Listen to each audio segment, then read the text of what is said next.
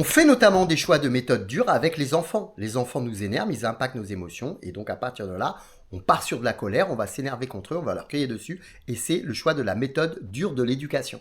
Soit la violence physique, soit la violence verbale. On va impacter notre enfant avec une méthode dure, alors qu'il y a des méthodes beaucoup plus douces, mais qui peuvent être tournées vers l'apprentissage et le fait de s'amuser et de rigoler avec son enfant. C'est pas parce que tu fais ça que tu vas perdre de l'autorité. Mais comme le positionnement du père ou de la mère en fonction du moi qu'ils ont développé, qui est lié à leur parcours, eh bien, ils vont considérer que si ils vont vers cette méthode plus douce, ils vont considérer que c'est perdre leur autorité et c'est plus être respecté par son enfant. Aujourd'hui, avec ma fille, je ne fais pas du tout les mêmes bêtises que j'ai fait avec mon plus grand. Pourquoi? Parce que je choisis systématiquement la méthode douce. Souvenez-vous de l'exemple que je vous avais donné. Les grands-parents appellent leur fille. Oui, la petite fille, il faut qu'elle vienne nous dire bonjour. Oui, mais non, elle est en train de s'amuser dans la chambre, elle n'a pas envie de venir vous dire bonjour. Je vais aller la forcer à venir dire bonjour, elle va se mettre en colère, elle va pleurer. J'ai choisi la méthode dure. La méthode douce, c'est de dire, écoutez, là, elle est un petit peu occupée avec sa tablette, avec ses jeux, machin. Vous inquiétez pas, c'est pas un manque de respect.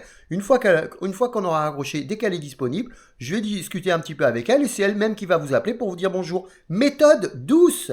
Et ça fonctionne très bien. Et c'est pas parce que je vais faire ça que ma fille ne va plus me respecter ou qu'elle est en manque de respect et qu'elle est mal élevée. Ça n'a strictement rien à voir. C'est une croyance, ça.